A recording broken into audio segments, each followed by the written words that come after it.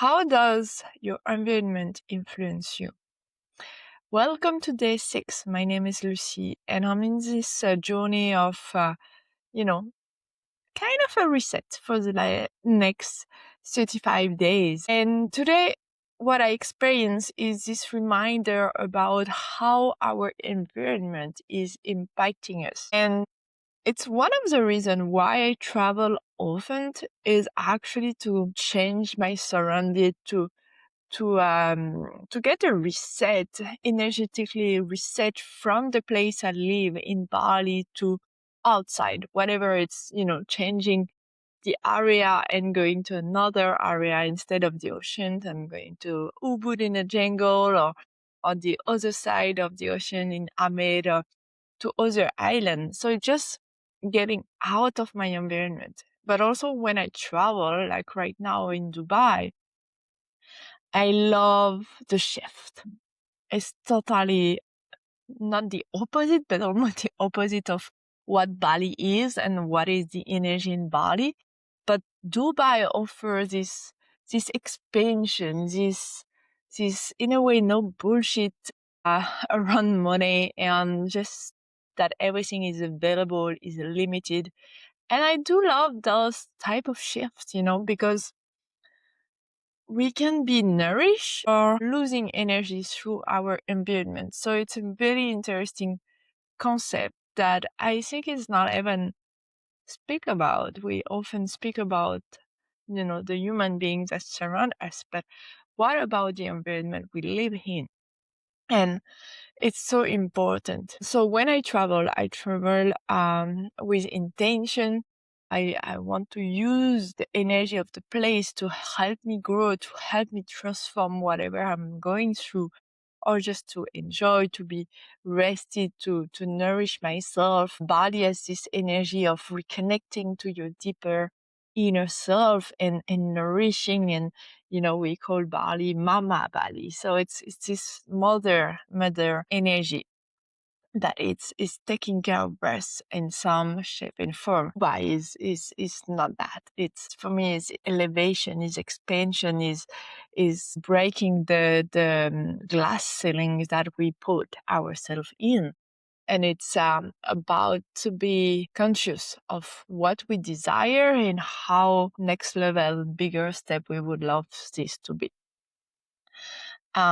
Italy, for example, is a place where I love to go the last few years, because for me it's reconnecting to, the roots and the family, the value around food and meeting and slow life and beautiful heritage of cultural heritage and all of that. So every place has some energy for us.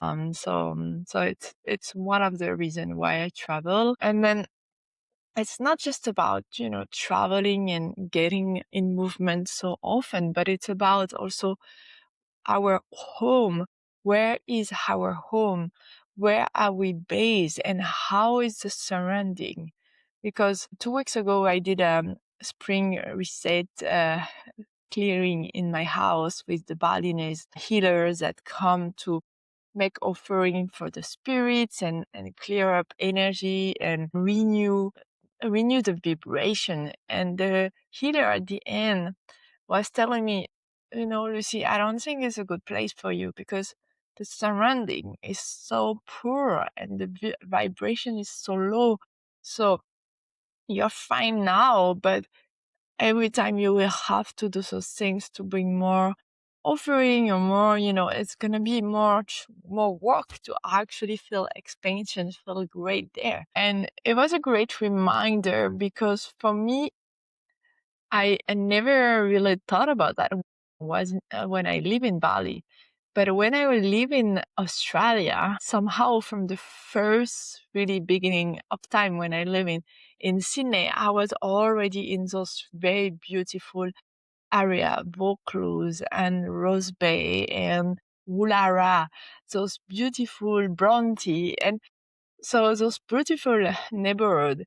And it was never about, oh yeah, I'm at the place where it's luxury and all of that, but it just feels good when you walk inside those places and you see beautiful houses and the people are actually nicer and all those things. So it's the feeling that the place bring. And it's something energetic more than really something tangible, even though I could see I love architecture. So for me, like Woolara is just an expansion of museum and art and all of those things. So yeah, so this was a great reminder today to audit our surrounding, audit our neighborhood, and ask ourselves if we are nourished by where we live, or are we draining our energy? And I know, because I invested as well in the house I live in, and I put money and I leased the house for a long time. And, part of me is like attached to that investment.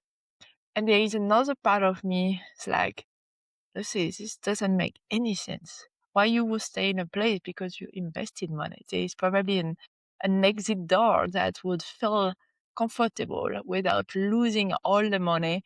And to be fair, for me to go to the next place, to find a home that is more lifting for me. So always when you audit where you are, ask yourself the question, am I staying because I invested?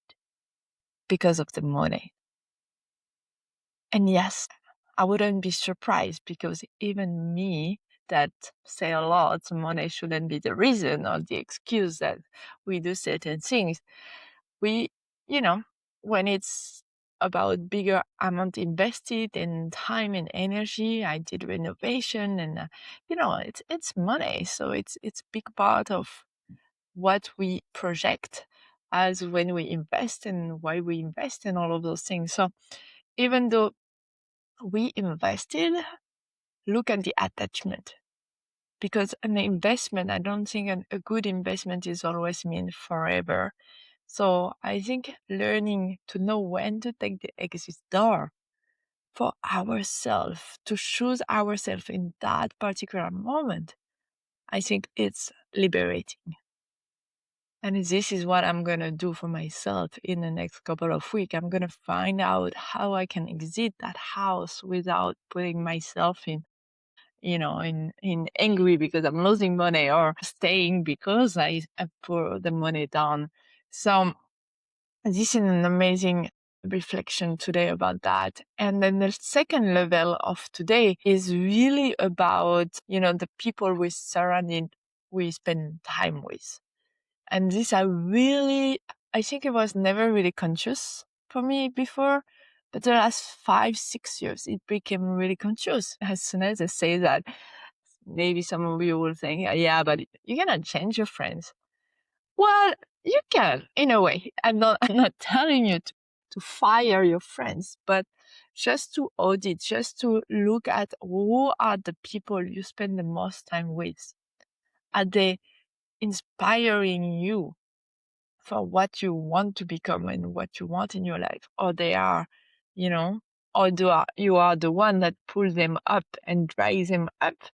So we always say that we are the sum of the 5 people we spend the most time with. And I love time to time to assess that and to see, okay, am I surrounded with the right amount of people? Not the right amount, but the right type of people, the one that inspire me to go for my dream, inspire me to build a life that I want to build.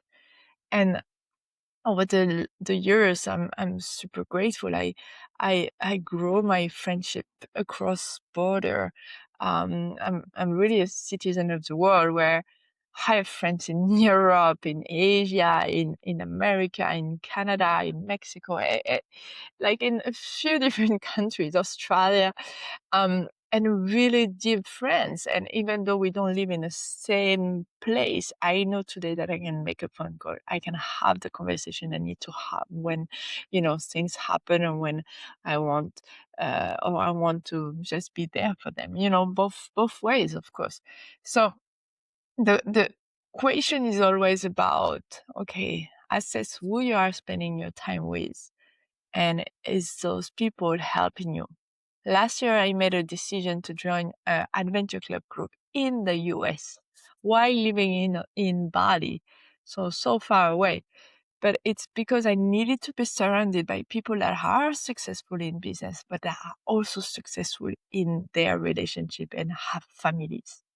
Because up until that point, I was not able to be with people that would have success in those two areas of their life, or even three areas: love, family, and business and finance. So actually four area, and quite fit. So like a lot of areas that I measure success with. So I surround myself with those 50 people, and I discovered that it's possible. Really, it's possible. And just spending a year with them, something inside of me shifts, something inside of me say, Lucie, you can go for it because it's possible. Because why we are stepping out of our dream most of the time, or we are not considering making it happen, is because we deeply inside of us believe that this dream is a dream and we can't make it and it's not possible, and we have a bunch of reason to not making it happen. But when your environment is supporting your dream, everything becomes possible. Everything. And this is why also a few years ago I moved my business to Dubai, is because I needed to see an extension from a format in France that would be called micro company. I'm like, what is a micro company? You're able to do like 20K or 30K a year? Is it what I want for my business? Heck no. How are a company that can make millions of dollars? Even though I'm not there yet, I want the possibility that my business one day has the structure to receive all of that. And that's the reason why. So for me, today was an amazing reminder. I wrote a lot about that. I hope it's helpful for you. But for me, environment, knowing when to travel and to change environment, to reset your environment in your home and your environment, the people you're surrounding your life with. The card for today, serenity. Serenity, bringing my attention to the quiet stillness and calmness within myself, enables me to graciously accept what is. Bringing my attention to the quiet stillness and calmness within myself enables me to graciously accept what is. And I love that. I love that. See you tomorrow.